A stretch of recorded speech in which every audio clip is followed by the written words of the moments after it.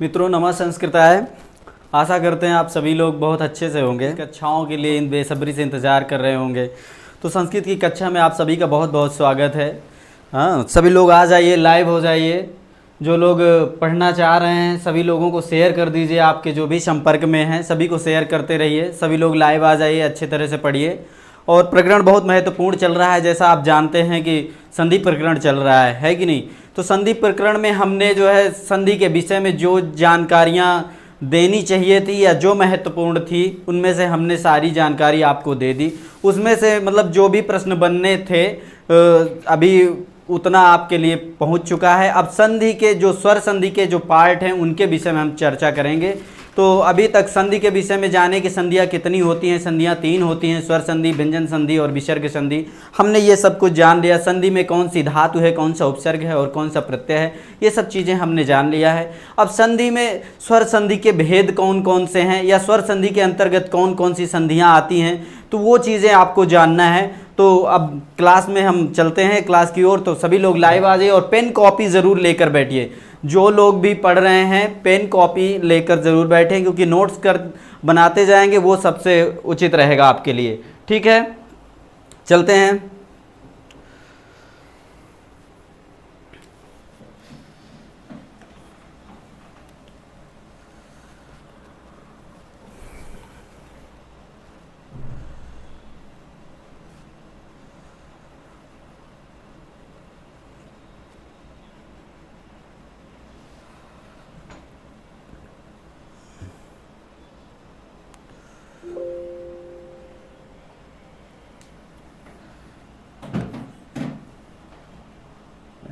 क्या हो गया?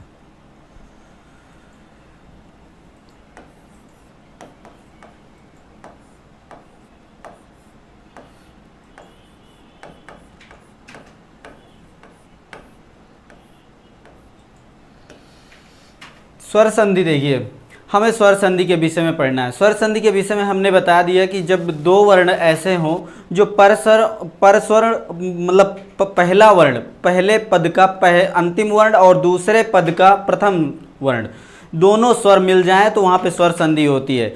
मतलब देखिए, पूर्व पद और उत्तर पद, पूर्व पद या पर पद, ऐसे जान लीजिए। पूर्व पद या दूसरा पद या पर पद, हाँ, जिसे कहते हैं। तो स्वर संधि के अंतर्गत हम पहला पढ़ेंगे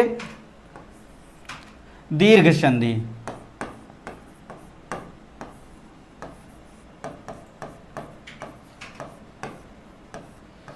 दीर्घ संधि सभी लोग नोट करते चलेंगे। दीर्घ संधि, दीर्घ संधि में सबसे पहला जो सवाल बनता है वो होता है इसका सूत्र जानना। दीर्घ संधि का सूत्र कौन सा है, ये आपकी यूपी टेट की परीक्षा में पूछता है। ऐसा नहीं कि यही दीर्घ संधि बस आपने जान लिया, ऐसा नहीं है। आपको सूत्र इसका जानना पड़ेगा। थोड़ा सा सूत्र के विषय में पूछ लेता है, और सूत्र जब जान लेंगे तो सूत्र का जो सूत्रार्थ है वो अच्छी तरह से जान लेंगे तो फिर संधि अच्छी तरह से समझ में आ जाएगी। ठीक है, हम देखते हैं सूत्र क्या है इसका। दीर्घ संधि का सूत्र है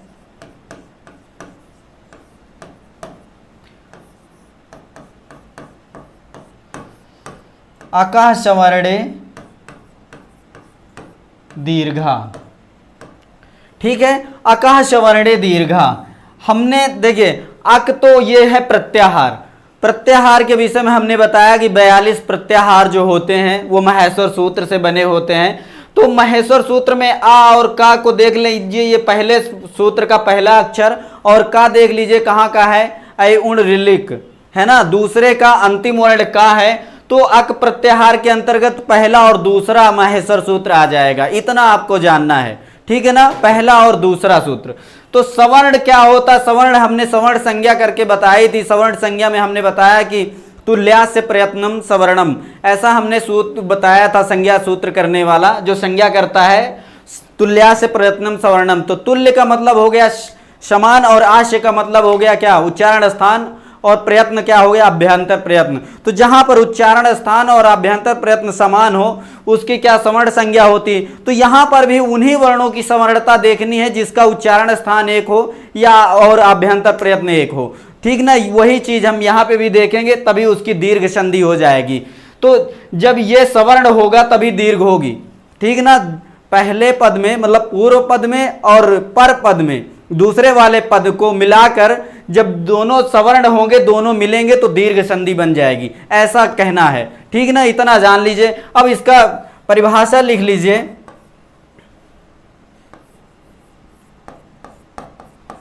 ह्रस्व अथवा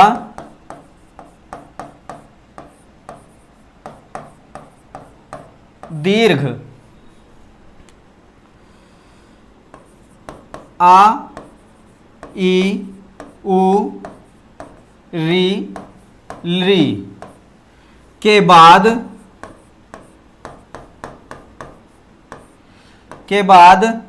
ह्रस्व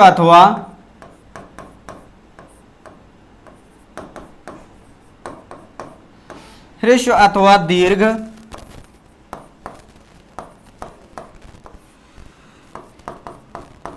स्वर आए तो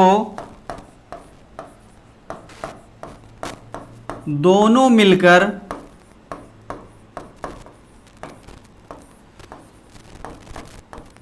दीर्घ हो जाते हैं।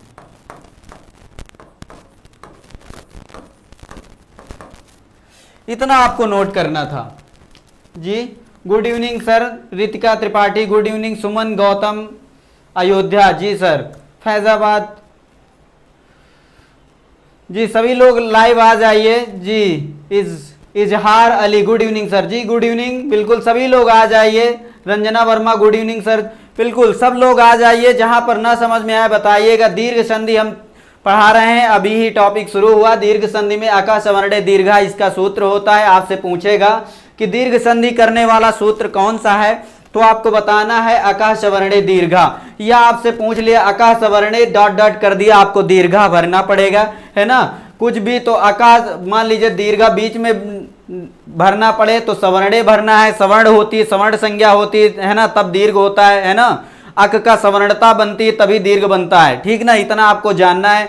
परिभाषा लिख लीजिए। ह्रस्व अथवा दीर्घ आ, ई, उ, री, ली के बाद ह्रस्व अथवा दीर्घ स्वर आए तो दोनों मिलकर दीर्घ हो जाते हैं। अच्छा, ह्रस्व अथवा दीर्घ क्या है? अक प्रत्याहार के अंतर्गत। अक प्रत्याहार के अंतर्गत ये वर्ण आते हैं कि नहीं? आ, ई, उ, री, ली, इतना आता है। आपने देखा होगा माहेश्वर सूत्र में आ, ई, उ, री, ली अक प्रत्याहार के अंतर्गत आते हैं। तो ये जब वर्ण आएंगे और इसके बाद यही वर्णों की सवर्ण बिल्कुल आ जाए, या तो ह्रस्व आ आए अथवा दीर्घ आ आए, ई आए, ह्रस्व ई आए अथवा दीर्घ ई आए, तो वहां साजन गुड मॉर्निंग जी, गुड मॉर्निंग, गुड इवनिंग। जब जागो तभी सवेरा, सभी लोग पढ़िए भैया। बस देखिए इतना आपने जान लिया। अच्छा, इसको सवर्ण कैसे थोड़ा सा आगे देख लेते हैं। इतना सब लोगों ने नोट कर लिया, आगे देख लेते हैं। जैसे मान लीजिए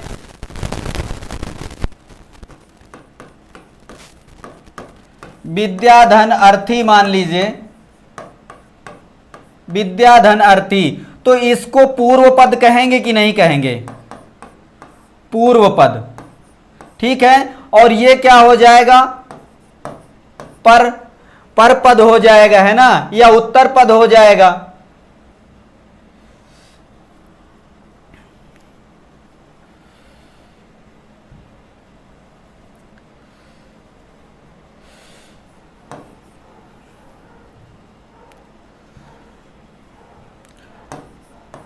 इसको पर पद कहते हैं ना, या उत्तर पद भी कह सकते हैं।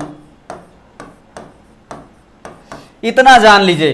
तो ये हम यही बताना चाह रहे थे कि पूर्व पद में क्या हो और पर पद में क्या हो, मतलब दूसरे पद में। पर का मतलब दूसरा पद, पर का मतलब दूसरा, या पर या फिर उत्तर पद, कुछ भी आप कह सकते हैं, आपके समझने में आना चाहिए, बस हो गया। बस ये चीज मैं कहना चाह रहा था। तो फिर आगे देख लेते हैं इसको।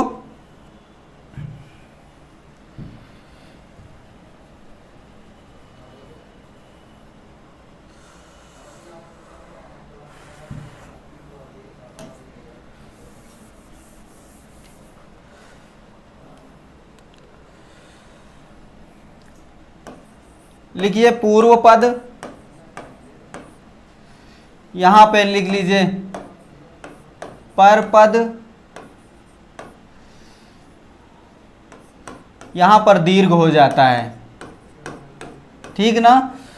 तो क्या कहता है, पूर्व पद में क्या होना चाहिए, जैसे ये आ है और यहां पर भी आ हो जाएगा, तो यहां पर क्या हो जाएगा, यहां पर दीर्घ हो जाएगा। ये चीज समझा रहा है तो परिभाषा में, है कि नहीं।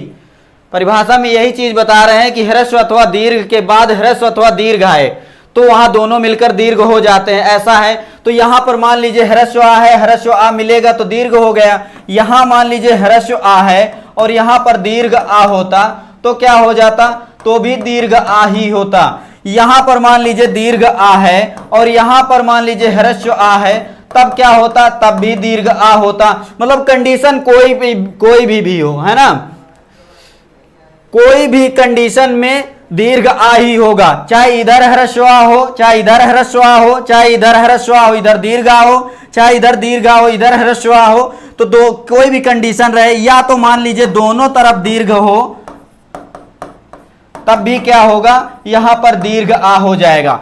ये चीज मैं आपको समझाना चाह रहा था, ठीक ना। यही चीज यहां पर मान लीजिए और देख लीजिए, ह्रस्व ई और ह्रस्व ई मान लीजिए, ये दीर्घ ई कर दीजिए, तब यहां पर क्या हो जाएगा, दीर्घ ई हो जाएगा।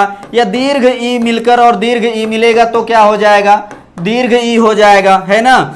या फिर मान लीजिए दीर्घ ई और ह्रस्व ई मिलेगा तो क्या हो जाएगा, दीर्घ ई हो जाएगा। ये चीज बताना था हमको। इसी तरह उकार में होता है, ह्रस्व उ और ह्रस्व उ मिलेगा तो दीर्घ उ बन जाएगा, ठीक ना। इसी तरह दीर्घ उ और दीर्घ उ मिलेगा तो दीर्घ उ हो जाएगा। इधर मान लीजिए दीर्घ उ हो गया, इधर ह्रस्व उ हो गया, तब भी क्या हो जाएगा, दीर्घ उ हो जाएगा। ये चीजें मान लीजिए कॉमन सी चीजें हैं। इसी तरह रिकार में होता है,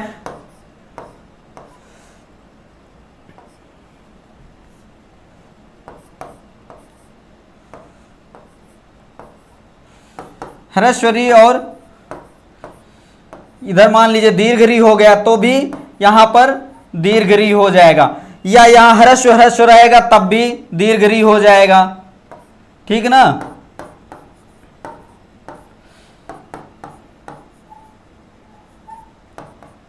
ऐसा हो जाता है, ठीक ना। इतना आप नोट कर लीजिए। मतलब कोई भी स्थिति रहेगी तब आपका दीर्घ ही होना है, ठीक ना। ऊ रहे, आ रहे या री रहे। और ली का देखिए दीर्घ होता नहीं। ये फिर से एक बार मैं एक बार आपको पहले एक दो बार बता चुका हूं, लेकिन एक बार फिर से मैं बता दूं, इस चीज को नोट कर लीजिएगा। ली का दीर्घ नहीं होता है, ये नोट कर लीजिए, ली का दीर्घ नहीं होता है। लेकिन यहां पर ली का हम प्रयोग बताएंगे कैसे दीर्घ हुआ है, लेकिन ली का दीर्घ नहीं होता, ये नोट करते रहिए। अभी मोटा मोटा नोट कर लीजिए। लेकिन ली का रिकार में यदि संधि होगी तो दीर्घ संधि करना चाहिए, तो वहां पर कैसे दीर्घ हो जाता है वो चीज हम अलग बताएंगे। लेकिन नोट जरूर करते रहिएगा कि रिकार, वो रिकार का दीर्घ नहीं होता है, ठीक ना। आगे चलते हैं।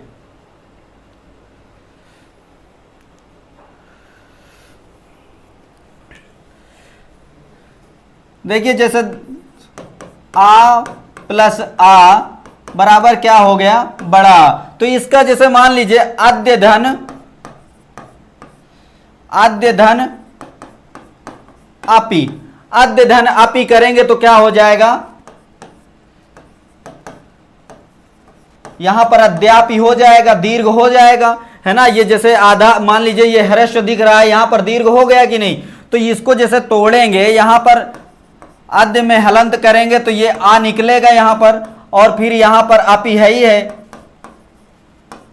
इतना आपको, और ये ह्रस्व और ये ह्रस्व आ यहां पर दीर्घ हो जाएगा, ठीक ना। इतना आपको जानना था कि दीर्घ कैसे होता है, ये चीज आप जान लीजिए कि ह्रस्व आ और ह्रस्व आ मिला है तब दीर्घ हुआ है, ठीक ना। इसी तरह जैसे मान लीजिए विद्याधन आलय, विद्याधन आलय, तो यहां पर आपको दीर्घ आ दिख रहा है, हलंत करेंगे द्या में तो फिर दीर्घ आ निकलेगा, और फिर यहां पर भी दीर्घ आ है, तब क्या हो जाएगा, स्थिति हमने बताया था कि दीर्घ आ रहे चाहे ह्रस्व आ रहे, चाहे जैसी भी स्थिति रह गई वहां पर दीर्घ आ ही हो जाएगा, तब यहां पर विद्यालय हो जाएगा। इतना समझ में आया आपको। ली के 12 भेद होते, जी बिल्कुल, ये चीजें हमने बताई थी। वीरेंद्र चौधरी मोटा मोटा नोट है। अच्छा जी, बिल्कुल मोटा मोटा नोट कर लीजिए। रंजना वर्मा जी, जी सर नोट कर लिया जी। जी सभी लोग नोट करते चलेंगे तो बिल्कुल समझ में आएगा कहां पर ये इस तरह से तोड़ना बिल्कुल ना भूला करिए। जैसे द में हलंत हमने किया और आ निकाले और फिर इसका आ और इसका आ। चाहे तो यहां पर भी आ को निकाल कर पी कर दीजिए अलग से, तो पी का तो कोई मतलब नहीं होता ना, वहां से संधि का कोई मतलब होता है। हमने बताया था कि संधि वहां दो वर्णों के मेल से होती है और दो वर्ण यहां पर मिलेंगे। पहले पद का अंतिम वर्ण और दूसरे पद का पहला वर्ण, यहां पर ही संधि होती है। ये चीजें हमने आपसे पहले बता चुका है ना। तो यही जब पहले पद का अंतिम वर्ण यही ये होगा और दूसरे पद का पहला वर्ण ये होगा तो यहीं पर संधि होगी। इसके बाद कोई वर्णों से संधि नहीं होगी। तो चाहे तो आप ये आ अलग निकाल लेंगे, इधर पी लिख देंगे, तब भी यदि जिस तरह आपको समझ में आए उस तरह आप समझ लीजिए। लेकिन गलती मत कीजिएगा। विद्यालय हो गया, विद्यार्थी हो गया, या इकार, देखिए अभी ये आकार वाला चल रहा है, अभी इकार वाले भी समझा देते हैं ना। यस सर आ गया, सृजन यादव।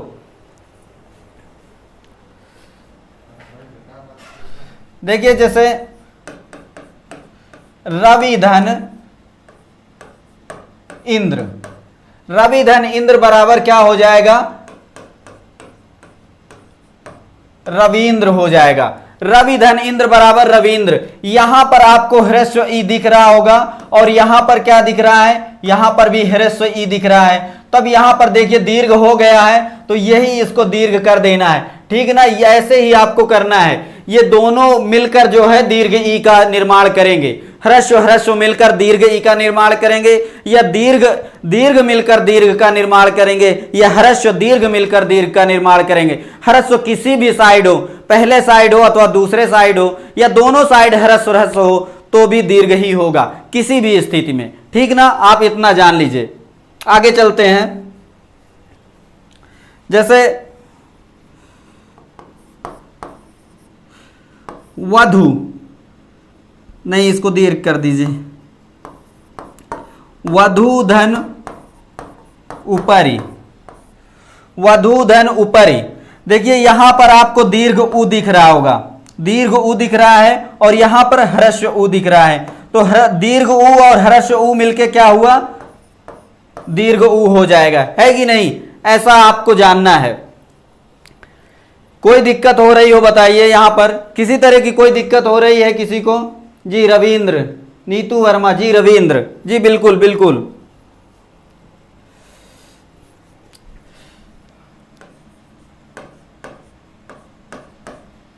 दैत्य धन अरि, दैत्य धन अरि का संधि क्या हो जाएगा, संधि पूछ रहा है। देखिए ये ऐसी स्थिति को संधि विच्छेद कहते हैं। जहां पर दो पद अलग अलग रखे हों उसको क्या कहते हैं, संधि विच्छेद करते हैं। लेकिन जब अब अगला कार्य हम करेंगे उसे क्या कहेंगे, उसे संधि कहेंगे। संधि का मतलब जोड़ना, मिलना या मेल, जैसा हमने परिभाषा में पहले ही आपको बताया। तो दैत्य धन अरि बराबर क्या हो जाएगा, दैत्यारी, ठीक ना, दैत्यारी बन जाएगा। क्योंकि यहां पे ह्रस्व आ है, आपको दिख रहा होगा, और यहां पर भी ह्रस्व आ है, ठीक ना। ये ह्रस्व आ और ह्रस्व आ क्या हो जाएगा, दीर्घ आ हो जाएगा, ठीक। अभी यदि थोड़ा भी डाउटफुल है या डाउट है, किसी तरह का कुछ भी डाउट है, तो मैं अभी और एक सरल तरीके से आपको समझा देता हूं। देखिए जैसे ये अकह हो गया, अकह, और यहां पर क्या हो गया, सवर्णे। जैसा हमने सूत्र पढ़ा था, अकह सवर्णे, और इधर कर दीजिए दीर्घा, ठीक। इसे आप कहते हैं पूर्व पद, है ना, पूर्व पद। इसे क्या कहते हैं, इसको परपद कहते हैं। और ये क्या होता है, आदेश होता है। जो बनता है या जिस तरह से हम फिर बाद में पूरे तरह से रख देते हैं वो क्या होता है, आदेश होता है। इस तरह से आप डायग्राम बना लीजिए, तब समझ में और अच्छी तरह से आएगा। अकह का मतलब क्या हुआ, अकह का मतलब जैसे कोई भी आ ई उ री री, है ना, आ, और यहां पर देखिए अकह का सवर्ण क्या होगा, आ या बड़ा सवर्ण होगा ना, क्योंकि आ का उच्चारण स्थान हमने बताया था अकुह विसर्जनीय नाम कंठा, और अभ्यंतर प्रयत्न विवृत बताया था, है ना। विवृतम स्वराणाम मतलब स्वरों का विवृत स्थान होता है ना अभ्यंतर प्रयत्न, और ये कंठ होता है उच्चारण स्थान। तो इसका भी ह्रस्व आ हो जाएगा या दीर्घ आ, तो ये सवर्णी ही तो होगा। चाहे यहां पर दीर्घ आ कर दीजिए, चाहे वहां पे दीर्घ आ कर दीजिए, लेकिन जब ये बनेगा आदेश क्या होगा, तो दीर्घ कहता होगा, तो दीर्घ यहां पर लिख दीजिए। ऐसा आप डायग्राम बना लेंगे तो समझ में आ जाएगा। जैसे सूत्र कहता आका सवर्णे दीर्घा, तो वही चीज है, जो दीर्घा होगा वो आदेश होगा। और ये सवर्ण कहां पर होना चाहिए, पर पद में सवर्ण होना चाहिए, और अकह कहां होना चाहिए, पूर्व पद में अकह का कोई भी वर्ण होना, अक मतलब प्रत्याहार का कोई वर्ण होना चाहिए, ठीक ना। जैसे मातृ धन ऋणम, मातृधन ऋणम, ये क्या है, यहां पर ह्रस्वरी है। ह्रस्वरी आपको दिख रहा है, ता में री लगा हुआ है, ह्रस्वरी। और यहां पर क्या है आपको दिख रहा है, यहां पर भी ह्रस्वरी है, ठीक ना। तो जब ह्रस्वरी और ह्रस्वरी मिलेंगे तो क्या बनेगा, दीर्घ री बनेगा, ठीक ना। ये दीर्घ री हो गया, तो मातृधन ऋणम बराबर क्या हो जाएगा,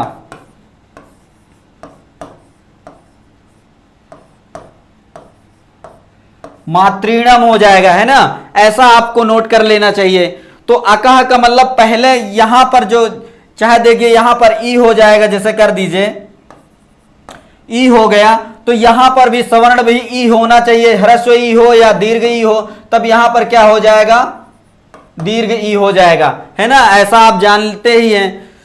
इसको पूरा लिख देते हैं, इसको मिटा देते हैं, आगे समझा देंगे।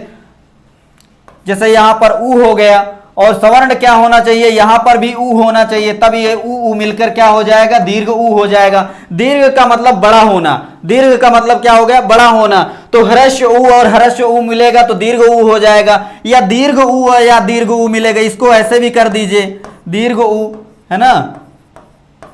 मतलब ह्रस्व ऊ अथवा दीर्घ ऊ मिलेगा तो दीर्घ ऊ, इसमें भी ह्रस्व ई कर दीजिए, यहां पे ह्रस्व आ कर दीजिए, किधर भी रख सकते हैं, कोई दिक्कत नहीं है।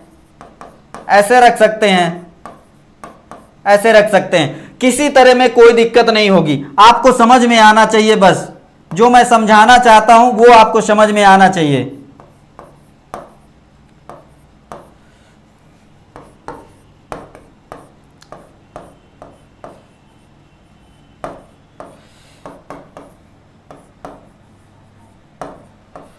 समझ में आ गया। मतलब कैसी भी स्थिति रहेगी आपका दीर्घ हो जाएगा। ये आदेश जो हो गया वो दीर्घ ही का होगा, है ना। चाहे आप इधर सवर्ण संज्ञा आपने पहले पढ़ लिया है कि जिनका जो सवर्णता होनी चाहिए, जो पहले अक प्रत्याहार के जो भी वर्ण हैं उनकी सवर्ण जो भी वर्ण आएंगे, जो भी उनके उच्चारण स्थान और उनका आभ्यंतर प्रयत्न एक होना चाहिए, तो वो सवर्ण होंगे। सवर्ण संज्ञा आपने पहले पढ़ लिया था, तो वो जब दोनों मिलेंगे तो आदेश में क्या हो जाएगा, दीर्घ ही होगा, ठीक ना। इतना आपको जानना था। आगे चलें। किसी को नहीं समझ में आ रहा हो तो बताइए। यस सर, रंजना वर्मा, माही सिंह जी, बहुत बहुत धन्यवाद। सबको समझ में आ रहा है। देवव्रत पांडे जी, सर जी, जी बिल्कुल समझ में आना चाहिए।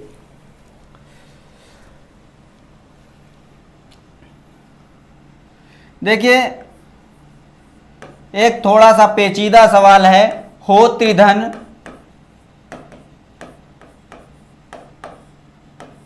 रिकारा, हो त्रिधन रिकारा क्या होगा, यहां पर आपको दिख रहा होगा ह्रस्वरी, और यहां पर आपको क्या मिल रहा, यहां पर भी ह्रस्वरी। तब यहां पर क्या आदेश होगा, आदेश आपका हमने बताया कि दीर्घ का आदेश होता है, ठीक ना। लेकिन इसका बनेगा क्या,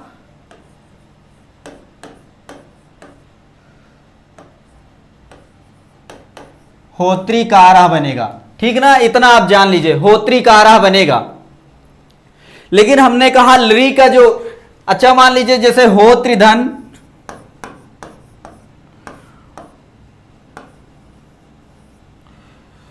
होत्रिधन लृकारा जब होता तब क्या करते आप?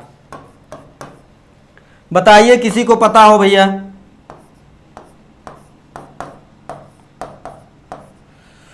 री और ली मिलेंगे तो क्या हो जाएगा? देखिए यहां पर थोड़ा सा है जानने योग्य बात है। जैसे हो त्रिधन, सर प्लीज साइड हो जाया कीजिए। जी बिल्कुल, हो त्रिधन लृकारा, हो त्रिधन लृकारा में क्या बनेगा ये थोड़ा सा पेचीदा है। हमने बताया था री ली वर्णयो मित सावर्ण्यम वाच्यम, एक सूत्र बताया था री ली वर्णयो मित सावर्ण्यम वाच्यम, मतलब री और ली की सवर्णता होती है तो कितने प्रकार हमने बताए थे? 30 प्रकार बताए थे कि इनकी सवर्णता हो जाती है, लेकिन ली का दीर्घ नहीं होता है। ये बात हमने कई बार बता चुका है ना, ये बात हमने कई बार बताया ना कि ली का दीर्घ नहीं होता है, और ये बिल्कुल सही है। आप नोट करे रहिएगा, बिल्कुल हमेशा याद रखिएगा। ये सवाल पूछेगा, 100% पूछेगा कि लृकार का दीर्घ होता है कि नहीं, या इनमें से कौन सा दीर्घ नहीं होता है। तो लृकार का दीर्घ नहीं होता है। तो यहां पर जैसे हो त्रिधन लृकारा है, तो हो त्रिधन लृकारा में कैसे बनेगा? देखिए री का दीर्घ होता है, लेकिन जब री और ली सवर्णी है तो अब यहां पर हम जानते हैं क्या लिख देंगे, यहां पर दीर्घ री कर देंगे। ये जान लीजिए, यहां पर दीर्घ री कर देंगे क्योंकि सवर्णी है, सवर्णता है, दोनों में सवर्णता। जब कहता है ना री ली वर्ण्यो मित सावर्ण्यम वाच्यम, इनको री और ली की सवर्णता माननी चाहिए या कहनी चाहिए, ऐसा सूत्र हमने वार्तिक पढ़ चुका है पहले ही, है ना। तो इसी तरह ये यहां पर भी क्या हो जाएगा, होत्रिकारा। ठीक ना, इतना आपको जानना था, होत्रिकारा हो जाएगा यहां पे। ठीक ना, इतना समझ में आ गया? गड़बड़ मत कीजिएगा। यदि हो त्रिधन लिकारा कर दिया आप, हो त्रिलिकारा यदि आपने ऐसा कर दिया वहां पे,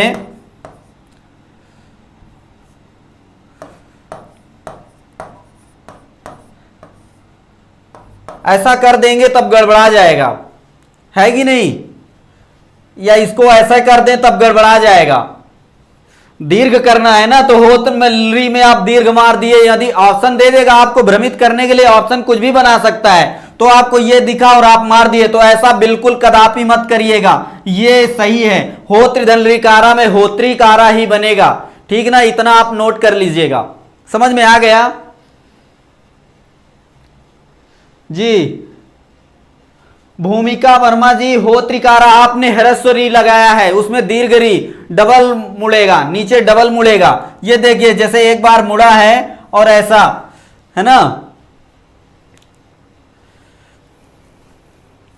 हमने देखिए एक बात में एक चीज और आपको बता देते हैं। जैसे आपको ऐसा एक रूप मिलता है पिता शब्द में, पिता पितरो पितरा पितरम पितरो पितरीन बनता है, वहां पर दीर्घ री मिलता है ये वाला, तो द्वितीया के बहुवचन में दीर्घ री मिलेगा आपको। ये चीज आप नोट कर लीजिएगा, मतलब पितरीन बनता है। ठीक ना, दीर्घ रिकार वहां पर बनता है द्वितीया के बहुवचन में, पिता शब्द में। पढ़ लीजिएगा, अच्छी तरह से समझ में आ जाएगा। ये अभी बता दिए हैं, आप जाके किताब खोल कर देखेंगे एक बार, आपको अच्छी तरह से समझ में आ जाए, कभी भूलेगा नहीं। और ये पिछली परीक्षा में टेट के या सुपर टेट में पूछा था, यही पूरा क्वेश्चन था। ठीक ना, पिता शब्द का द्वितीय बहुवचन में क्या होता है, तो पितरीन होता है, वही दीर्घ रिकार आपको ऐसे लगाना है। ठीक ना, इतना समझ में आ गया आपको। आगे चलते हैं। देखिए एक सूत्र और आपको बता देते, वार्तिक है, थोड़ा सा ज्यादा पढ़े रहेंगे तो मान लीजिए नुकसान नहीं करेगा, फायदा हो ना हो। देखिए जितना पढ़ लेंगे, जरूरी नहीं है कि हर चैप्टर से या हर पन्ने से कोई ना कोई क्वेश्चन या जितने उदाहरण बता दिए सब पूछा जाए, ऐसा नहीं है। लेकिन थोड़ा सा ज्यादा आपकी जानकारी में रहेगा तो कभी नुकसान नहीं करेगा। हो सकता है आपसे पूछ ले, तो वो चीजें आपको जानना चाहिए। एक वार्तिक है, बता दे रहे हैं,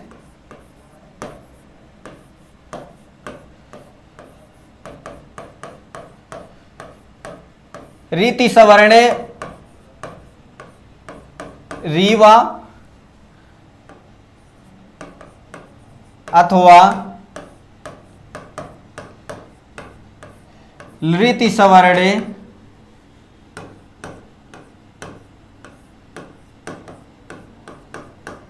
लरीवा। ये सूत्र आप लिख लीजिए, वार्तिक है, ठीक ना।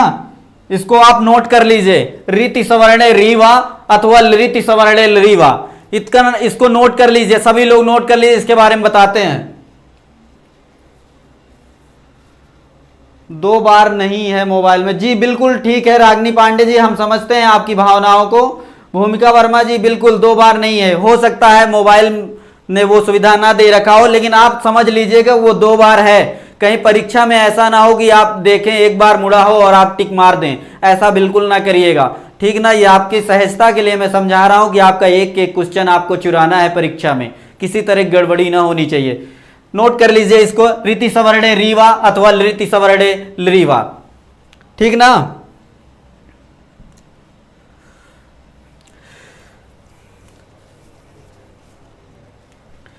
इसमें परिभाषा लिख लीजिए, आगे लिख लीजिए, सभी लोग लिखते जाइएगा। लिखिए परिभाषा, यदि ह्रस्वरी अथवा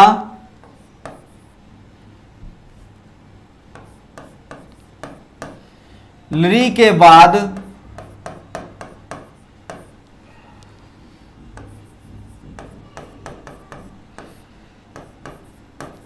ह्रस्वरी अथवा लरी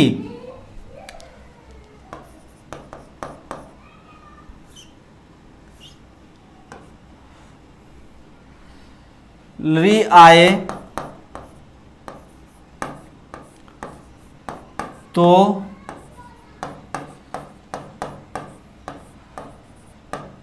दोनों के स्थान पर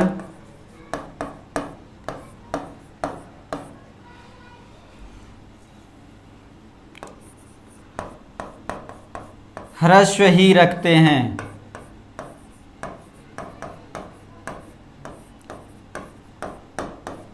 नोट कर लीजिए,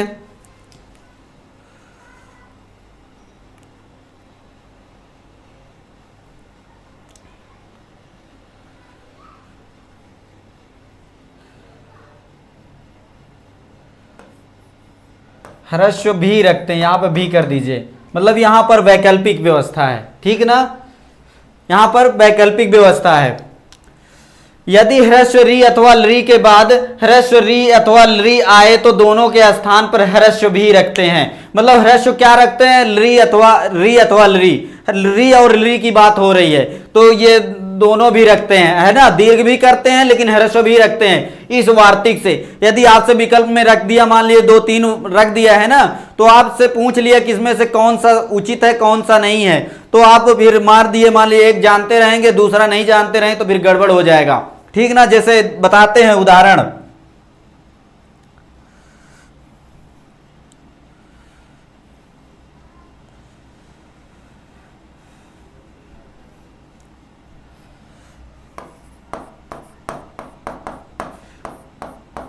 जैसे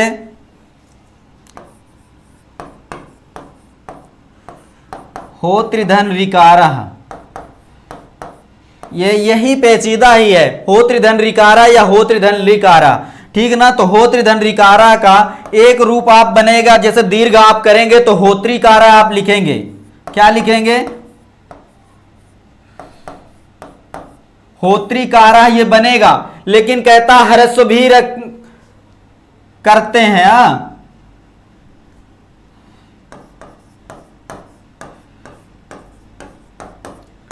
या ह्रस्व भी रखते हैं, जो दोनों के स्थान पे ह्रस्व भी करते हैं या रखते हैं, जो भी आपने लिखा हो उस तरह से सेंटेंस बना लीजिएगा। जैसे कहता होति धन रिकारा तो होत्रिकारा तो बनेगा, दीर्घ संधि तो होगी, आपने ये पढ़ चुका है अभी, है ना। तो ये ऑप्शन तो आपका राइट रहेगा, लेकिन और क्या क्या राइट रहेगा वो चीज हम बताना चाहते हैं आपसे, कि किसी तरह की कोई गड़बड़ी ना हो, है ना। आप जाने रहिए, आपको एक एक नंबर बचाना है, किसी तरह का कोई भी वो सवाल पूछ लेगा घुमा फिरा के, आप गलत ना करें। तो पहला तो ये हो जाएगा, ये सीधा सीधा से कि ह्रस्वरिकार और ह्रस्वरिकार मिलकर दीर्घरिकार हो जाता है, तो होत्रिकारा हो जाएगा, है ना। इतनी बात तो ये मोटी मोटी आपने जान लिया। दूसरी बात क्या कहता है कि ह्रस्व भी करते हैं, तो यहां पर ह्रस्व भी करते हैं तो इसको ऐसे भी लिख सकते हैं,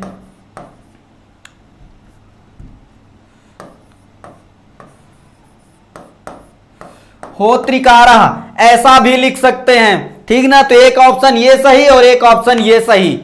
लेकिन यदि आपसे पूछेगा दीर्घ हुआ होत्रिधन ऋकारः तो क्या होगा, यदि आपसे पूछेगा तो होत्रिकारः ये वाला ज्यादा, ये मतलब यही सही है, इसको मारिएगा। जब आपसे पूछे कि इन विकल्पों में कौन सा गलत है और कौन सा सही, तो तीन विकल्प तो सही होंगे ना, एक गलत होगा कोई, तब वहां पर ऐसी स्थिति बनेगी। तीन विकल्प हम बताते हैं कौन कौन से रह सकते हैं और एक विकल्प कोई भी वो रख देगा। लेकिन होत्रिधन ऋकारः ये आम जनरली भाषा में आप समझते हैं कि इसका दीर्घ होता ही है, तो होत्रिधन ऋकारः बराबर होत्रिकारः होता ही है। ये नोट कर लिए हैं आप पहले ही, है ना, अभी संधि में दीर्घ संधि में आप पढ़ते ही रहे हैं। तो होत्रिकारः और होत्रिकारः ये देख लीजिए। क्या है आप रोजाना पढ़ाते हैं इस टाइम? जी बिल्कुल चंद्रशेखर प्रसाद जी, बिल्कुल मैं रोज इसी टाइम पर 5 से 6 पर संस्कृत की क्लास चलती है। सभी लोग जो नहीं जानते हैं यूपी टेट के लिए पढ़ना चाहते हैं, निःशुल्क चलता है, सर्वजन हिताय सर्वजन सुखाय के जैसा कोई, देखिए बहुत सारी कोचिंगें चलती हैं लेकिन कुछ दिन तक चलती हैं, इसके बाद उसमें पैसा पेड करना ही पड़ जाता है ना। तो यहां पर पूरा बैच आपको करवाना है फ्री, निःशुल्क चलेगा, आप बिल्कुल परेशान मत होइए, है ना, और पढ़िए मन लगाकर। कोई दिक्कत हो तो आप कमेंट के माध्यम से बताइए। एक ऑप्शन और कौन सा बनता है वो नोट कर लीजिए, होत्रिधन, नहीं इसको धन को हटा दीजिए, ऐसा भी बनता है होत्रिकारः, ठीक ना, होत्रिकारः ऐसा भी बनेगा। ये अभी जब वो संधि पढ़ेंगे प्रकृति भाव ऋत्यकः, तब उसमें ऐसे प्रयोग आपको मिलेंगे कि जैसा ऋत्यका मतलब प्रकृति भाव, ये प्रकृति भाव का है और ये क्या है, ये दीर्घ संधि का उदाहरण है, ठीक ना। तो देखिए, और ये ऋत सवर्ण रीव से ये ह्रस्व करता है, तो यहां प्रकृति भाव हुआ है, मतलब प्रकृति का मतलब जैसा था वैसा ही रख दिया, उसी को कहते हैं प्रकृति भाव, उस ऋत्यका, ठीक ना। अभी आगे संधि आने वाली है उसको हम बताएंगे, अभी से आप जान लीजिए। प्रकृति भाव संधि में जैसा था वैसा ही रख दिया, प्रकृति का मतलब ये होता है जैसा दिख रहा है वैसा, है ना, तो जैसा था वैसा रख दिया, ये प्रकृति भाव का है। आगे संधि में हम आपको बताएंगे। और ये होत्रिकारः और ये होत्रिकारः, ये आप तीन ऑप्शन नोट कर लीजिए। आपसे पूछेगा होत्रिधन ऋकारः का कौन सा ऑप्शन नहीं सही है, ऐसा प्रश्न बनेगा तो तीन ऑप्शन दे देगा और एक में कोई और दे देगा, ठीक ना। तो वहां पर आपसे पूछेगा तब गड़बड़ हो जाएगा, है कि नहीं। लेकिन इसी को एक जगह और देख लेते हैं,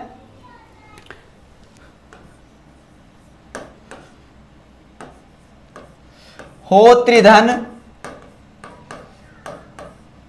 ऋकारः, होत्रिधन ऋकारः में आपसे बताया कि पहले ऑप्शन में आपको मारना है, क्या मारेंगे पहले ऑप्शन में, होत्रिकारः मारेंगे, ठीक ना। ये पहला ऑप्शन इसका यही बनेगा होत्रिधन ऋकारः का, क्योंकि ऋति सवर्ण रीवा और ऋति सवर्ण रीवा को जो है वो ह्रस्व करता है, वो आगे बताएंगे। लेकिन री री वर्ण्योमित सावर्ण्यम वाच्यम, इसकी सवर्णता जो बताती है, तो ये री और री यहां सवर्णता से इसका दीर्घ री हो गया, है ना। सवर्ण नहीं होता तो दीर्घ ऋकार नहीं होता, है ना।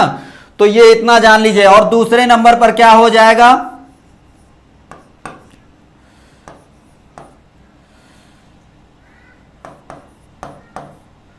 होत्रिकारः बन जाएगा। और तीसरे ऑप्शन पे क्या बनेगा,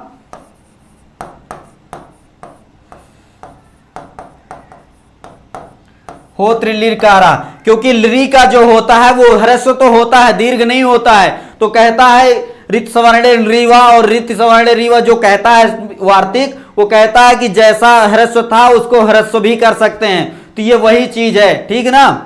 इतना आप जान लीजिए, इतना समझ में सबको आ गया होगा। सकंधु दीर्घ का अपवाद है जी, वो सकंधादिश पर रूपम वाच्यम, वो अभी बाद का है भैया। बहुत बहुत अच्छा है, आपको ज्ञान है, मैं समझ रहा हूं, लेकिन वो अभी आगे बताएंगे, ठीक है। आप मन से पढ़े रहेंगे, सब समझ में आ गया आएगा, बिल्कुल दिक्कत कुछ भी नहीं होगी।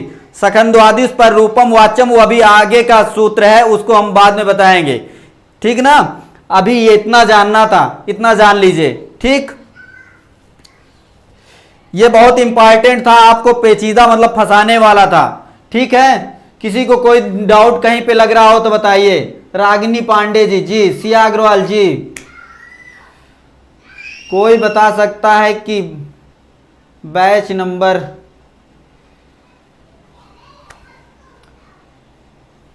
जी चलिए आगे चलते हैं, ठीक ना।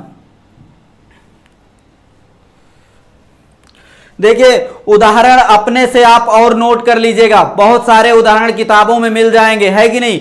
जितने उदाहरण आप दीर्घ संधि के करेंगे उतना आप फायदे में रहेंगे।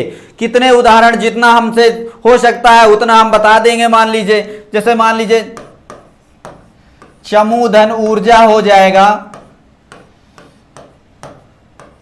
चमू धन ऊर्जा क्या हो जाएगा, दीर्घ यहां पर है और दीर्घ यहां पर भी है, तो क्या हो जाएगा, दीर्घ हो जाएगा। हम देखो उदाहरण बहुत सारे बता सकते हैं, लेकिन आपको भी अपने से करना चाहिए। और जहां पर नहीं समझ में आया तो कमेंट के माध्यम से बताइएगा कल की क्लास में कि ये दीर्घ कैसे हो जाएगा, है ना। तो आप थोड़ा सा अपने से प्रैक्टिस या अभ्यास करते रहेंगे तो समझ में आएगा। और अकाश सवर्णे दीर्घा के अंतर्गत जो सूत्रार्थ था वो आपको अच्छी तरह से समझ में आ गया होगा, तो कहीं पे भी उदाहरण में आपको कोई दिक्कत नहीं होगी, ऐसा मैं समझता हूं। जी Anil Maurya ji, sir no doubt, जी बिल्कुल डाउट रहना भी नहीं चाहिए भैया। सिया क्या डाउट है, गुंजन यादव जी, जहां डाउट है भैया बताइए, सीधा डाउट आप बताइए, जो भी दिक्कत है आप बताइए, यहां नहीं समझ में आया है।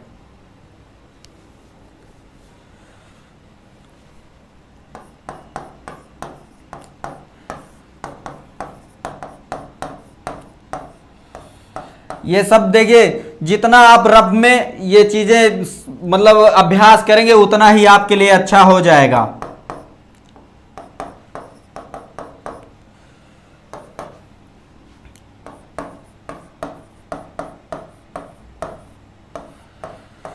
जहां डाउट है भैया बताइएगा, कोई दिक्कत है तो। चमूर्जा जी,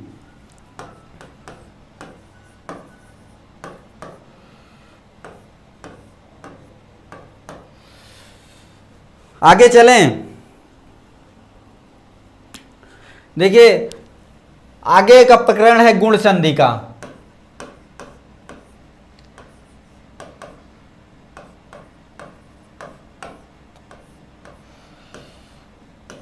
गुण संधि हमने संज्ञा सूत्र में बताया था अदेंग गुणा, अभी मोटा मोटा बता देते हैं, कल इसके बारे में थोड़ा सा ज्यादा चर्चा करेंगे। आज अच्छे से अभी जान लीजिए, समझ लीजिए थोड़ा सा।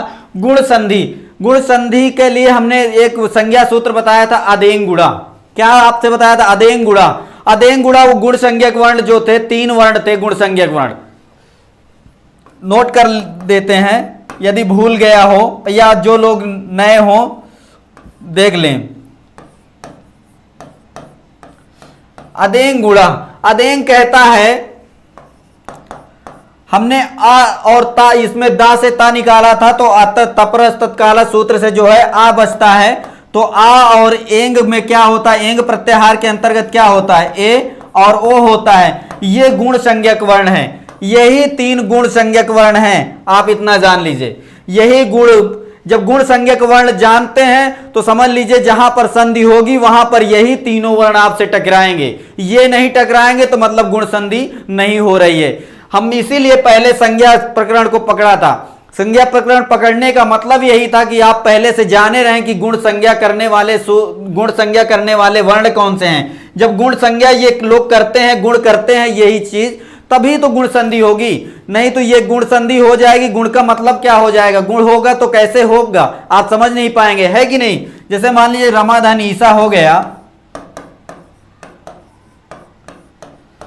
तो आ और ई मिलके क्या हो जाएगा, ए हो जाएगा। लेकिन देखिए आ और ई मिलके ए कैसे हुआ वो चीज भी जान लीजिए। आ कहां का है, आ का उच्चारण स्थान क्या है, आ का उच्चारण स्थान है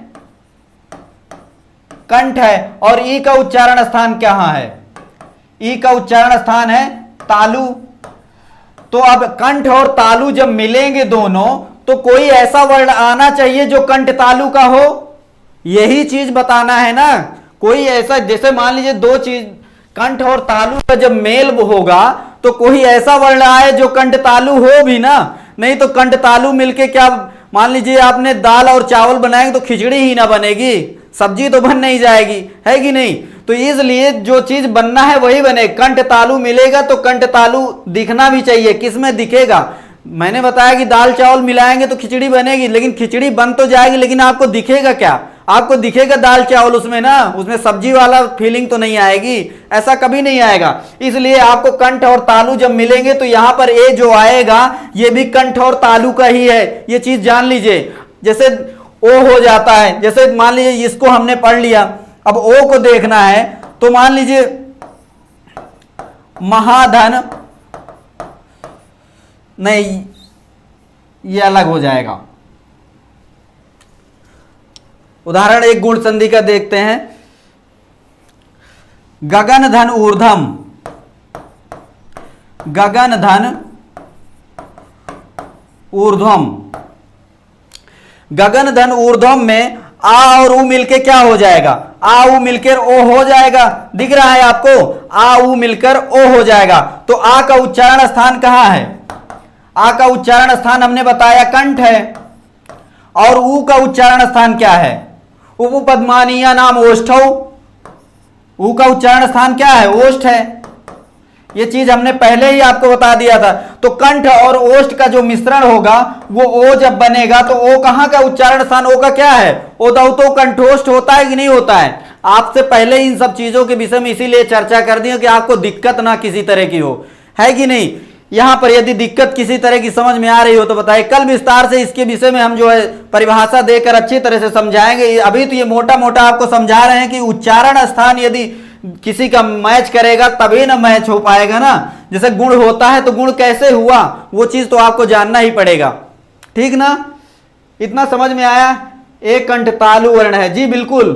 सिया नोट बनाई हूं, जी बिल्कुल आपने नोट बनाया है तो वो काम करेगा भी, आप उसको पलट कर देख लेंगे। जैसे आको विसर्जनीय नाम कंठा, आ का उच्चारण स्थान कंठ हो गया, तो ईचू ऐसा नाम तालु, ई का उच्चारण स्थान तालु हो गया। तो जब आ और ई मिलेगा तो ए हो जाएगा। तो ए का उच्चारण स्थान क्या होता है, ए का उच्चारण ए दैतो कंठ तालु होता है, ए और आई का उच्चारण स्थान तालु होता है ना।